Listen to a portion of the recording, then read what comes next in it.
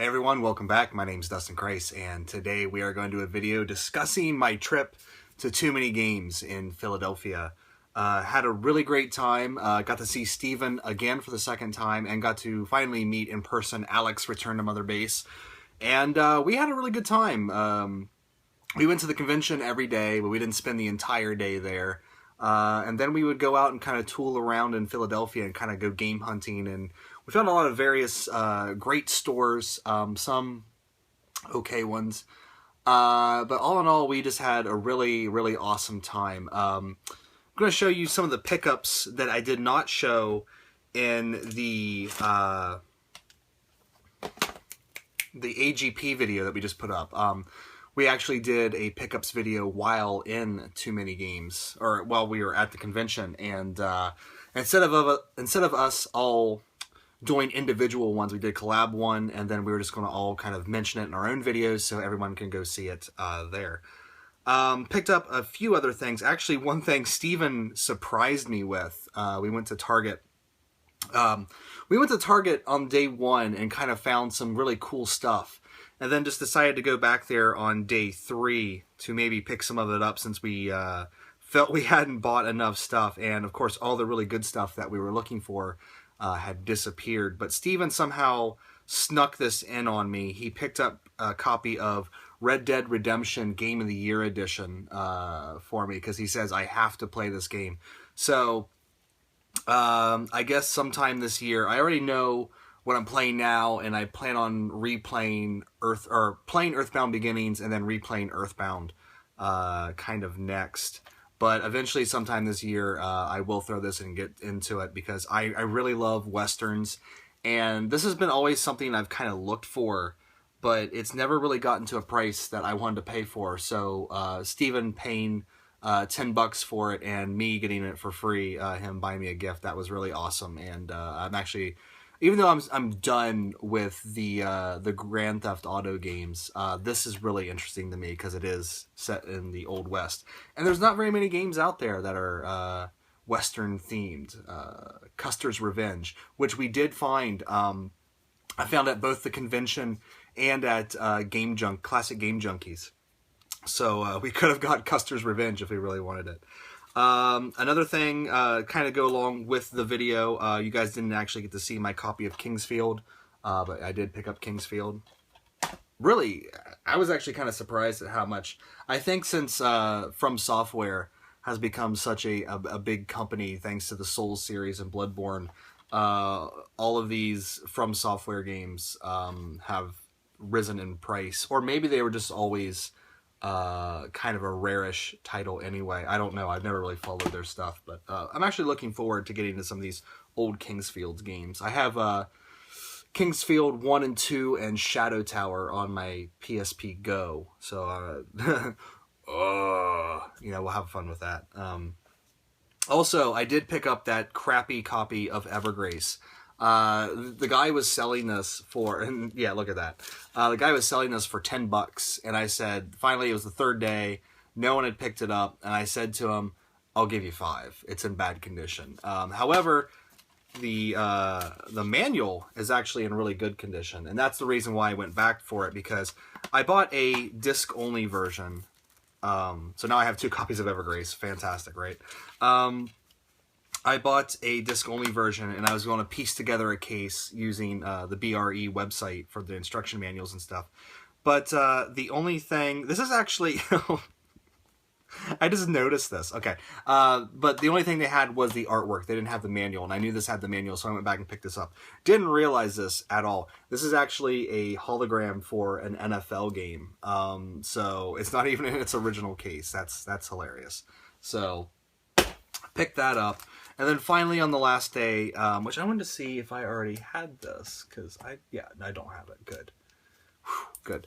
I picked this up, Ghost Lion, on the NES, and I've not been really big into buying NES games anymore. In fact, I've been really kind of just downloading them. But this was $27, and it's an RPG on the NES, and it's kind of a Dragon Quest ripoff just the look of it, it rips off Dragon Quest quite a bit. So it was something I wanted in my collection. I know I keep saying the collecting bug has left me, but I saw this there, and it was an alright price for me, so I went ahead and picked it up. So glad to have that. Yeah, you know, aside from the other stuff that I picked up, I didn't really pick up a lot of stuff. Alex and Steven went crazy there, and kudos to them. Probably my favorite thing I picked up was the Chrono Trigger poster.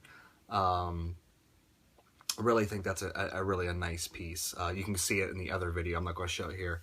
And other than that, probably the biggest thing for me personally, is I ran into Happy Console Gamer and I ran into Splatter Trigger.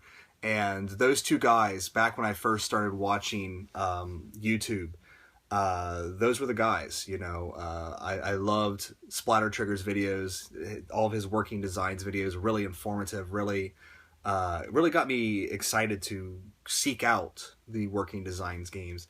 And then, of course, Johnny Millennium's influence, I don't think can be understated at this point. He's the reason why I'm doing this, because I saw him do it, and I was like, hey, he's just a dude in front of a camera talking.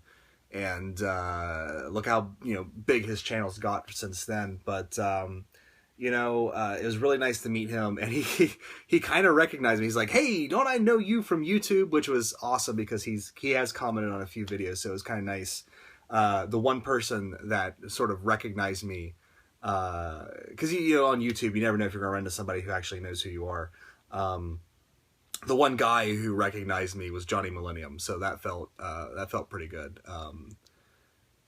So that was really nice. We were going to go out. He invited us out for the I guess the after party for all the big YouTubers, because a lot of the big guys like GameSack was there, Alpha Omega Sin was there, the Game Chasers were there. I saw a lot of them, and but I didn't, you know, a lot of them I don't really watch. So I didn't really feel the need to go up and be, you know, a star fucker. The only person I really wanted to meet was Johnny Millennium, since I saw that he was going to be there. But I lost my train of thought. I also saw the one of the guys that, or maybe it's the main guy that runs Hardcore Gaming 101, which is like one of the best video game websites out there. And I bought a couple of his books and got to tell him that his site is probably the best site out there. But yeah, oh, I remember where I was going with that. Johnny actually invited us out to for beers later on that night. But we got back to the this was day 2, mind you. We got back to the hotel, and about 8 o'clock, Steven just completely passed out. And then Alex and I just we were kind of tired too, so we didn't feel like going out. So that was unfortunate. It would have been nice to share some beers with Johnny Millennium, but at the same time, you got to realize a lot of his really good YouTube friends are there, and I am a quote-unquote YouTube nobody. So my you know, my conversation time with Johnny would have probably been extremely limited, and it probably would have been sort of a disappointing affair anyway. Just to shake his hand and kind of chat with him for a second, just tell him, you know, what an influence he was, and also to shake Splatter Trigger's hand, and, you know, kind of, I think I lost my shit a little bit when I saw them both stand there, because I didn't know Splatter Trigger was going to be there. It was really a good time. But other than that, you know, just really, I mean, as much as we bought at this gaming convention, the best part about the entire thing was just getting to spend 3 days with Steven and Alex, because, you know, I talk to them every day, and it's always really a cool, awesome thing to put a face with the text messages and the videos on YouTube, and to actually, it's funny because we are all kind of thinking we're going to be taller, and we thought Johnny was going to be taller, and Johnny's about the same height as I am, and it's funny how when you meet in real life, you know, everybody's kind of shorter than you imagined. So I don't know, for some reason I always thought Alex was going to be a little bit taller, but he's actually roughly we're all roughly the same height, so that was kind of funny. But it was really cool because you know, you talk to people on like Skype and stuff like that, but you know, it's cool when you finally meet up and there's no separation. You just go right into it, and there was no real awkwardness or anything, because you're kind of meeting them for the first time, but not really. So it was really a good weekend. We had a good time. I don't know what else to say. Those two found amazing finds. The stuff there, whew, there was a lot of stuff there. I saw a couple copies of Snatcher. There was, of course, it seemed like every booth had a boxed copy of Earthbound, which just goes to show you how not rare Earthbound is. There was some other stuff. I saw a few copies of Police. I was actually thinking about buying a 3DO copy of Police Knots. It was like $20, and I'm kind of kicking myself for not picking it up. Because on the one hand, I don't own a 3DO, and it's in Japanese, so I was never going to be able to play it. But I like owning the import copies of games that I have like fan translations of. And I don't have the 3DO fan translation. I have a PS1 one. But the 3DO one was so cheap. I really wish I would have picked that up now. A lot of awesome stuff. I got to actually hold a 3DO controller in my hand, and I was kind of surprised at like how not awful it was, because you look at pictures of it and you're like, this controller is just disgusting looking, but then you hold it in your hand, you kind of play with it a little bit, and you're like, it's not that bad. And I also got to hold. It's not my first time holding an Atari Jaguar controller, but that controller is. I mean, as much as people rip that controller is awful. Whoever thought of that should just be slapped in the face. What else did I see there? There's other cool stuff there. You know what? The big thing about the weekend, it was amazing to see what the asking prices for things were. You know, like my copy of that Panzer Dragoon Saga I got set in there. I bought it for $280. I can get over $400 for it now. Just cart only Earthbound. What this is going for. I mean, I have the strategy guide over there, but just the ridiculous prices things are going for nowadays. It's mind blowing. And it also kind of makes me worry that we might be getting close to a bubble in the game collecting universe. Like, things are just getting so expensive out there that eventually people are just going to like either saturate the market with their collections when they try to sell it off and make quick bucks. You know, it's just going to implode like the stock market in the 20s. You know, I just feel like it, because the prices are getting so outrageous. I saw a this is not video game related, but I saw a graded copy, a graded Magic card. Is graded 9.5. Of a Black Lotus. They were selling it for $34,000. What? You know? Just insanity. The entire weekend, Alex was trying to find a copy of Contra Hardcore for the Sega Genesis, and the prices were ranging anywhere from like a $50 cart only to like $100 in the box but no manual, you know. And when did things, you know, because I haven't really been paying attention to eBay or Amazon on things, I don't pay attention to what things are going for nowadays. It was mind-blowing. Shenmue 2. I have I still think I have that beat up copy of Shenmue 2. I might have sent it to somebody. I'm not sure. But Shenmue 2, okay? This was a game on the Xbox you could get like anywhere for $8. Easy. And then all of a sudden they announced Shenmue 3 and people are asking like $80 for Shenmue 2 on the Xbox. It's insanity out there. The price for boxed Super Nintendo games, like Chrono Trigger box, people were asking for like $280. And I'm just like, when did this happen? So it was kind of mind-blowing for me to see what the prices were. And it was mind-blowing because I could probably take this collection there and walk away, not a rich man, but a very, very well-off, for a little while anyway, person.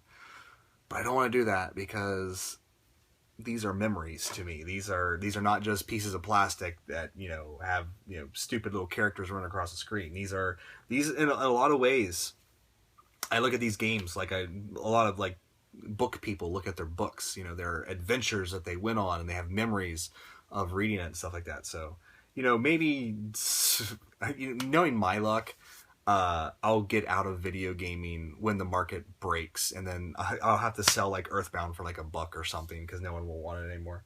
But I don't know. It's really crazy to just see things. At Classic Game Junkie, they had a Neo Geo CD. And if you've watched my channel, you know I have a special place in my heart for Neo Geo stuff, because going to the bowling alley and playing the Neo Geo 4-slot MBS there, I really had a great time with that. And that Neo Geo CD was really calling my name, specifically the Neo Geo CD controller. I don't know why, but that controller has like haunted me since the Super Nintendo days. When I had a Super Nintendo, I was playing the Super Nintendo controller. I would just look in the back of like video game magazines where they had those like mail order places where you could buy import stuff, you know, and I would see that Neo Geo CD controller, and for some reason it always just, like, I was always amazed by it. I don't know why. So much stuff there I wanted to get.